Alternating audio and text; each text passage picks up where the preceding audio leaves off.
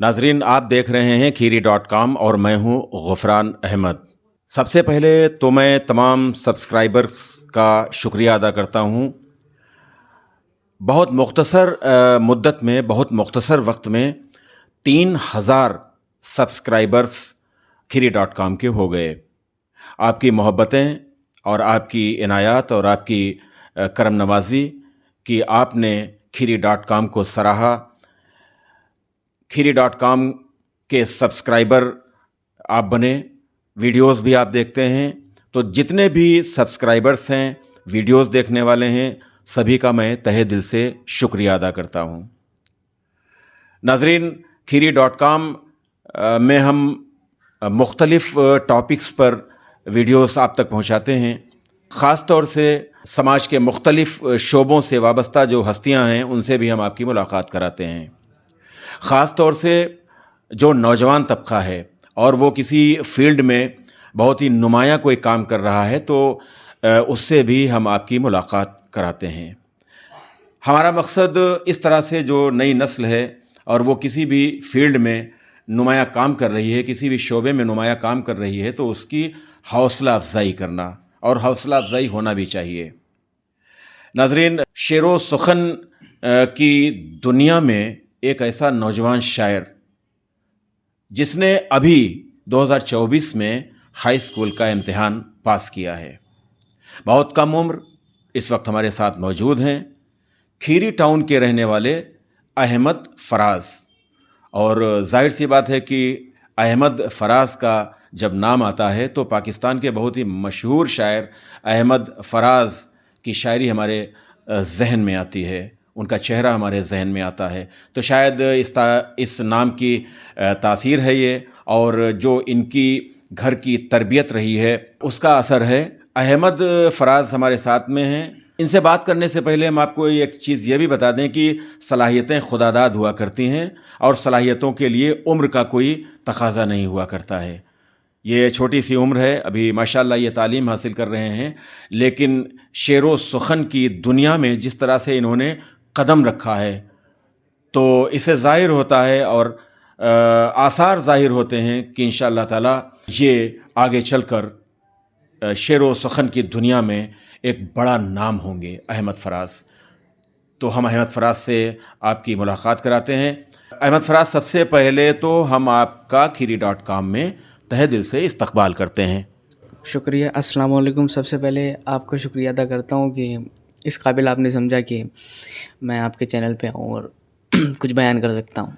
सबसे पहले तो यही बताइए कि तालीमी सफ़र कहाँ से शुरू हुआ आपका, कब शुरू हुआ, कहाँ से शुरू हुआ, और एज क्या है इस वक्त आपकी?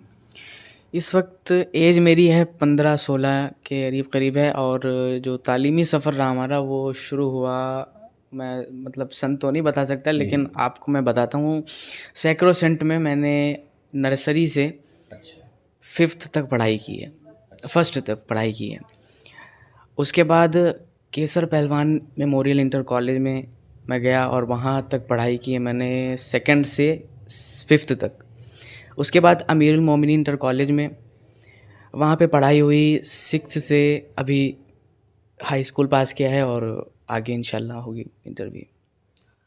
उर्दू ज़ुबान की जहाँ तक बात है, चूँकि आप उर्दू की शायरी करते हैं, तो उर्दू ज़ुबान क्या शुरू से ही थी? जी, उर्दू ज़ुबान जो है मतलब शुरू से नहीं थी, वो हुई है 6th से।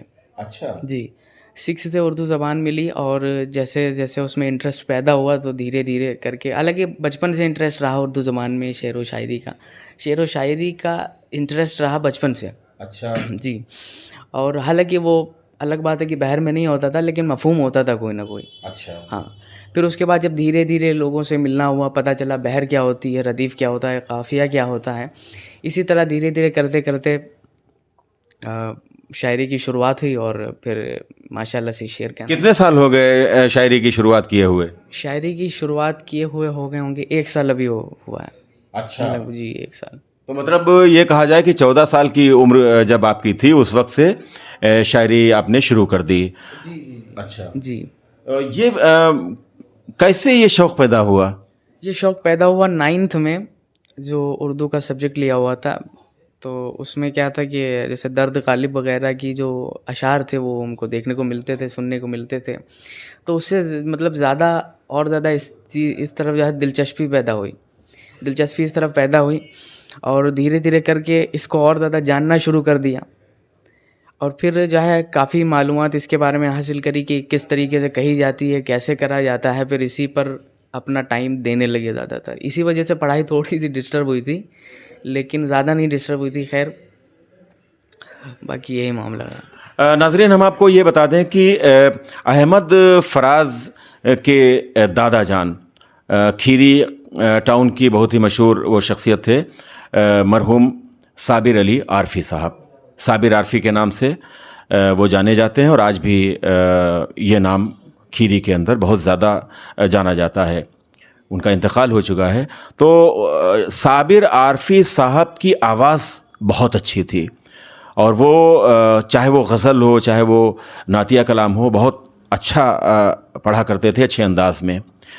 اور شعر و سخن سے ان کی وابستگی اس حد تک تھی کہ ان کے کئی اور ساتھی تھے، ان کے احباب تھے، اور یہ سب لوگ مل کر آج سے، میں اپنے بچپن کی بات کروں کہ آج سے 30 35 40 سال پہلے ایک بزم فروغ ادب ہوا کرتی تھی. تو بزم فروغ ادب کے تحت طرحی نشستیں بھی ہوتی تھیں، مشاعرے وغیرہ بھی ہوتے تھے، بڑے کامیاب مشاعرے اور کامیاب نشستیں وغیرہ ہوتی تھیں. تو ان نشستوں کے اہتمام میں صابر عارفی صاحب کا، ان کے دادا جان کا بڑا خاص نمایاں رول رہتا تھا. اس کے بعد میں ان کے جو والد گرامی ہیں احمد فراز کے، محمد عمر انصاری صاحب. محمد عمر انصاری صاحب کی آواز بھی اپنے والد صابر عارفی صاحب کی طرح ہی بہت مترنم آواز کے وہ مالک، اور بہت ہی خوبصورت، وہ چاہے وہ غزل ہو یا نعتیہ کلام ہو، بہت ہی خوبصورت انداز میں وہ پڑھتے ہیں. تو شاید ہو سکتا ہے کہ اثرات اس طرف منتقل ہو گئے ہوں احمد فراز کی طرف. تو احمد فراز، میں صحیح کہہ رہا ہوں کہ کچھ دادا جان کا اور کچھ والد گرامی کا بھی کچھ اثر ہے؟ جی بہت اثر ہے. پہلے ہمارے جو دادا تھے وہ زیادہ تر مشاعرے نشست وغیرہ کرایا کرتے تھے، اور کچھ جانتے ہوں گے لوگ.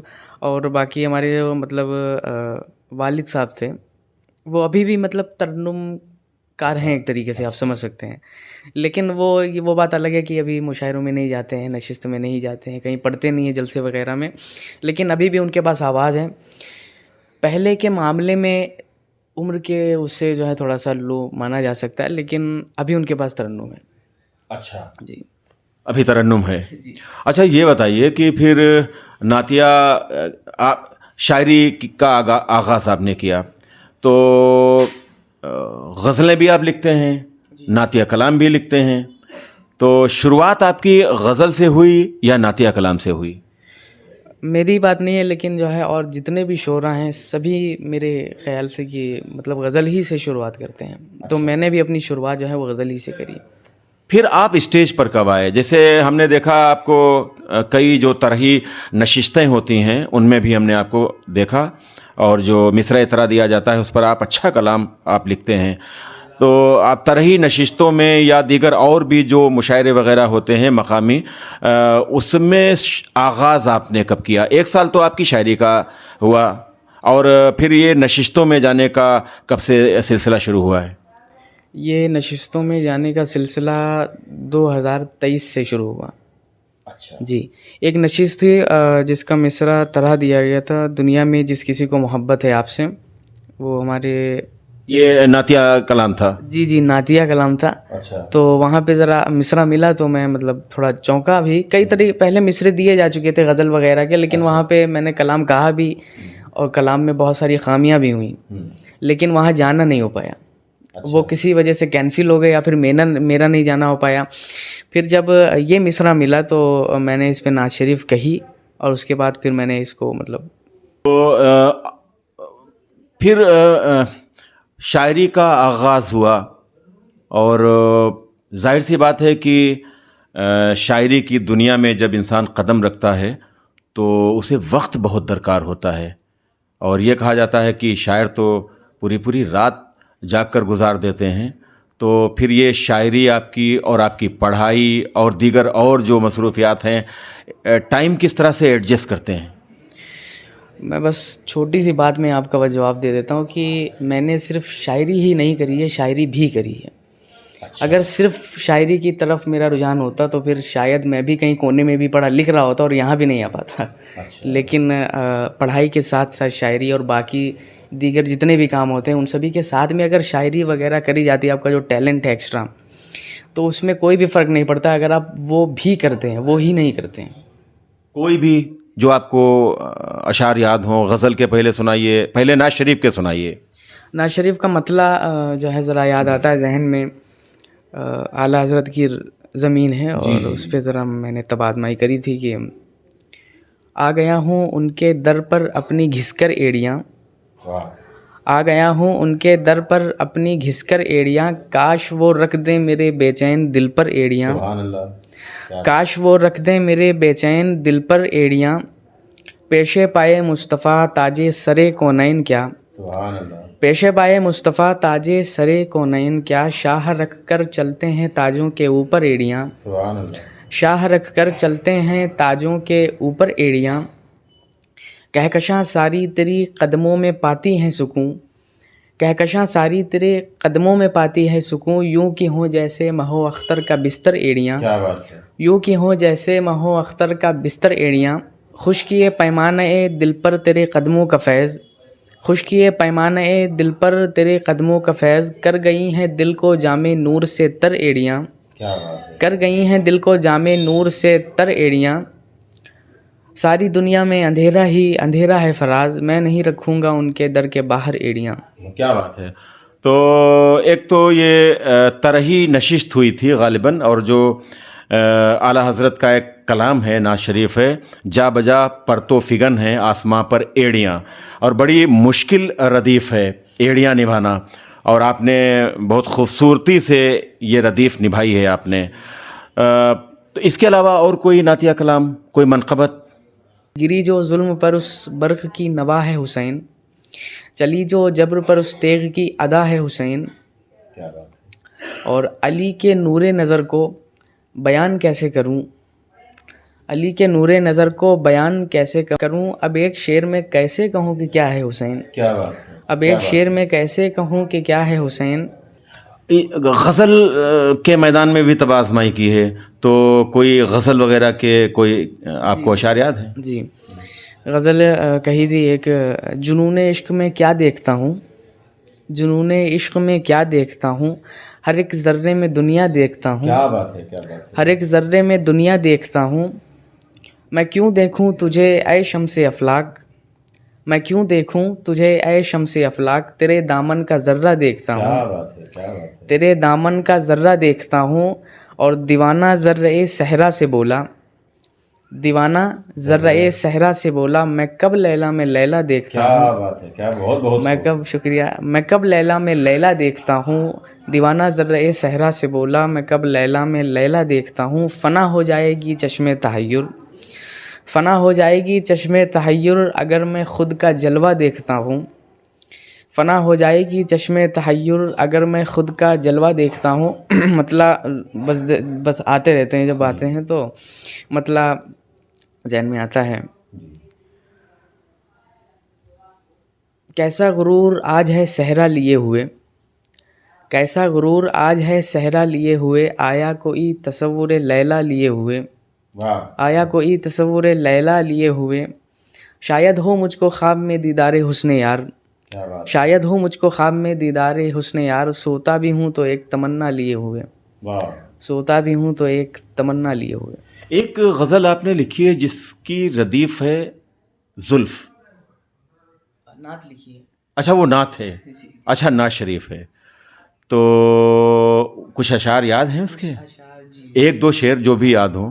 کس طور سے دکھتی ہے تیری شاہ امم زلف، کس طور سے دکھتی ہے تیری شاہ امم زلف، ڈالے ہے میری لیل میں انوار کا دم زلف، ڈالے ہے میری لیل میں انوار کا دم زلف، لائی میری آنکھوں میں شب ہجر کا نقشہ، لائی میری آنکھوں میں شب ہجر کا نقشہ، در صبح وصال آج تیری لیل کرم زلف، در صبح وصال آج تیری لیل کرم زلف، چھایا ہے تیری زلف کے پرتو کا کرم یوں، چھایا ہے تیری زلف کے پرتو کا کرم یوں، روکے ہے بدم حشر میں گرمی کے ستم زلف، روکے ہے بدم حشر کی گرمی کے ستم زلف، کیا بات ہے، کیا بات ہے. اور چمکے گی فراز آپ کی ایک دن شب ہستی، رکھ دیں گے سرے لیل پہ جب شاہ حرم زلف. کیا بات ہے، کیا بات ہے.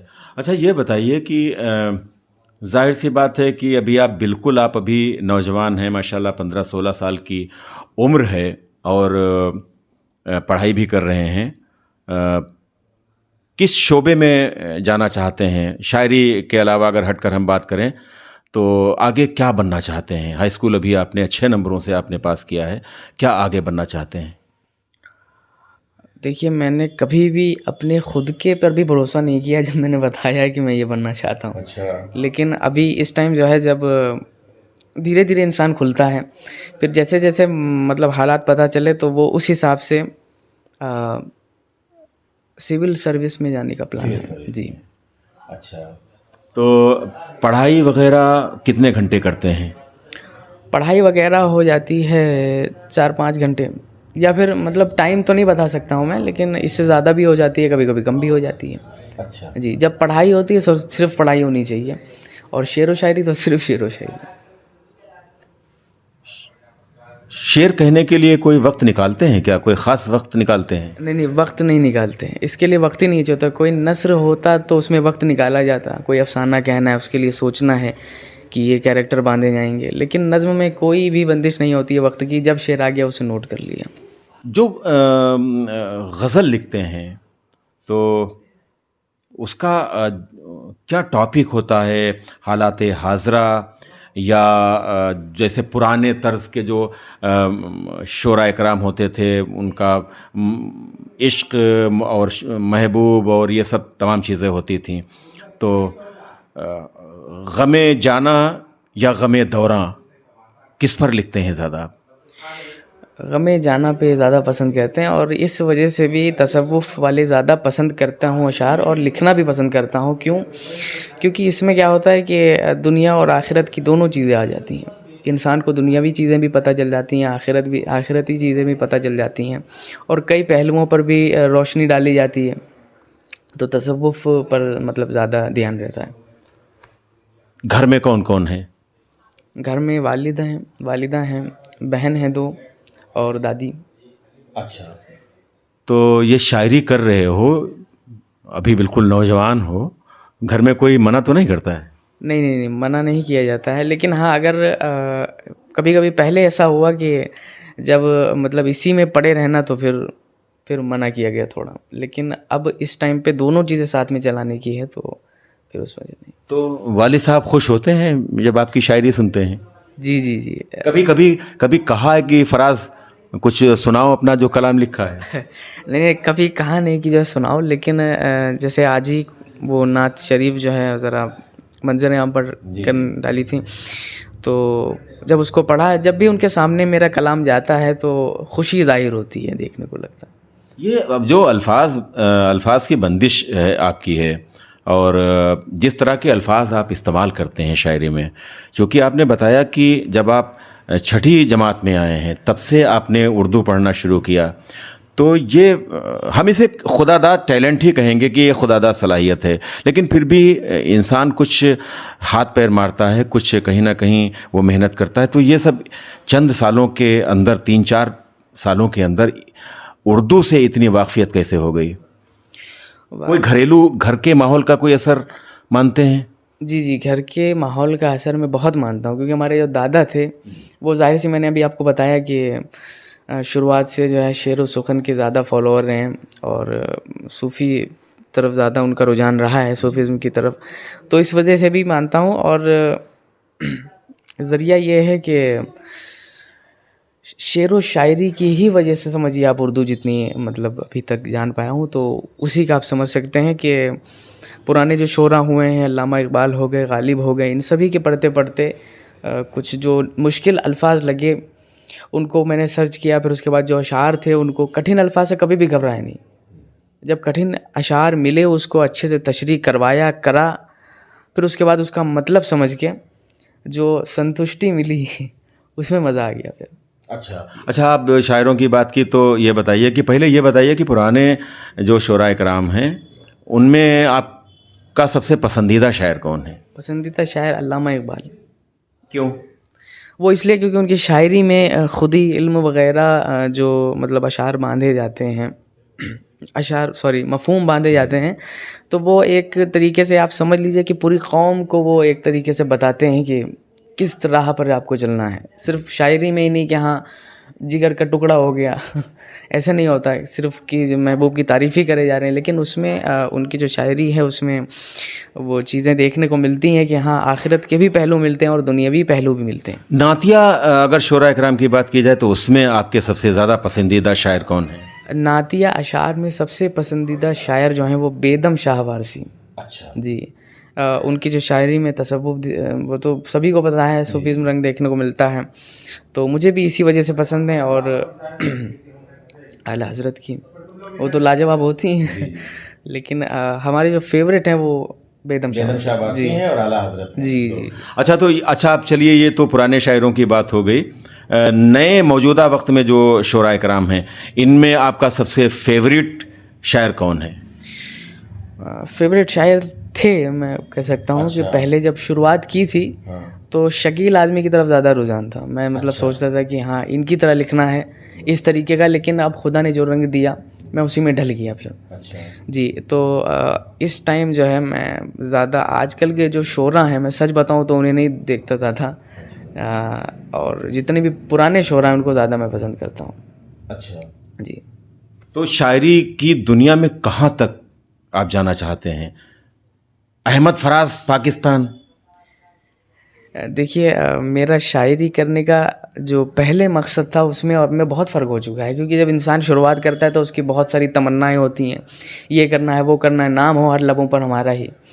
لیکن اب ایسا معاملات دیکھنے کے مطلب حالات کو دیکھنے کے بعد اور جب جو چیز سمجھ میں آتی گئی دھیرے دھیرے، اس میں یہ اب یہاں پر میری خواہش اتنی ہے کہ جو میرے شعر ہوں وہ صحیح جگہ جانے چاہیے، کیونکہ اگر خراب ذہن میں جائیں گے تو وہ خرابیت ہی پھیلائیں گے آگے چل کے. اسی لیے وہ اچھے ذہن میں جائیں، اچھی فکر میں جائیں، اس کو اچھی طریقے سے لوگ ڈیفائن کریں اور اس کا صحیح پازیٹیو مطلب نکال کے اسے سمجھیں.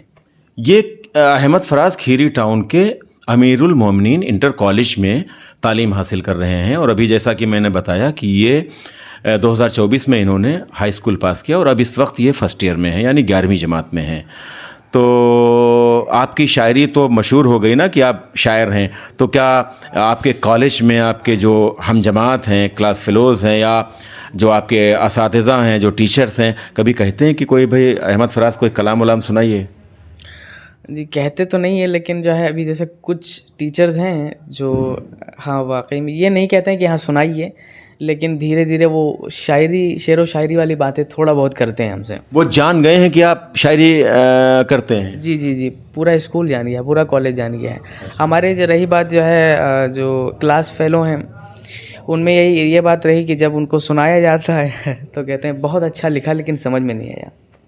اچھا جی اوپر سے نکلتا ہے. جی میں نے آج ایک دو کلام آپ کے دیکھے اور مجھے بھی بڑا تعجب ہوا کہ ابھی بالکل ماشاءاللہ ابھی 1 سال ہوا ہے آپ کو شاعری کرتے ہوئے، 1 سال کے اندر، اور ماشاءاللہ یہ 15-16 سال کی عمر ہے اور شاعری کی دنیا میں اتنی مضبوطی کے ساتھ آپ قدم رکھ رہے ہیں، تو مستقبل روشن ہوگا ہی انشاءاللہ تعالی.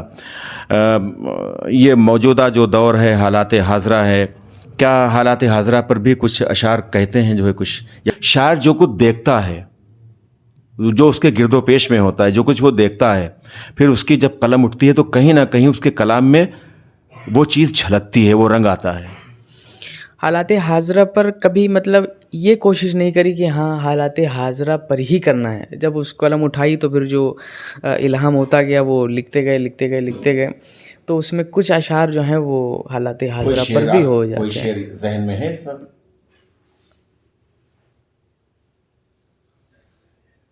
کوئی شعر ذہن میں ہے، ایک شعر ہے میں قدائے عشق ہے ایک، یہ سمجھ لیجیے حالات حاضرہ پر ہی، کیونکہ انسان بھول چکا ہے. میں قدائے عشق ہے ایک اور خرد خانہ ہے ایک، मैकदाए इश्क है एक और खिरत खाना है एक, जो यहाँ संभला वहाँ जाके वो अक्सर गिर गया। वाह वाह। तो ये आपने इनके कुछ शेर सुने इन्हीं की ज़बानी, और कुछ शेर आप सुनाएंगे, कुछ जहन में है, फिर हम वीडियो अपना ख़त्म करें। मतलब है, कतरे शबनम मेरे ज़ख्म जिगर पर गिर गया। वाह। कतरे शबनम मेरे, अभी शेर सुना है तो उससे, कतरे शबनम मेरे ज़ख्म जिगर पर गिर गया, काबिश रंगीन गुल उभरा उभर कर गिर गया। काबिश रंगीन गुल उभरा उभर कर गिर गया, है महे रोशन में तेरे हुस्न की जलवागरी, है महे रोशन में तेरे हुस्न की जलवागरी, थी तराविश जब महे खुशरू के ऊपर गिर गया। तो नाज़रीन, हमने आज अहमद फराज साहब से बात की और इनका कलाम भी आपको सुनाया, और कब से इन्होंने शायरी का आगाज़ किया, किस तरह से किया, किस तरह से घर से सपोर्ट मिल रहा है, इसके बारे में भी हमने आपको बताया। ये वीडियो आपको कैसा लगा, आप अपनी राय का इजहार कमेंट बॉक्स में ज़रूर करें, और बहुत मोहब्बतों के साथ गुजारिश की आप खीरी.com को सब्सक्राइब करें। कैमरा पर्सन मोहम्मद शाहान रज़ा के साथ गुफरान अहमद को इजाज़त दें। अल्लाह हाफिज़।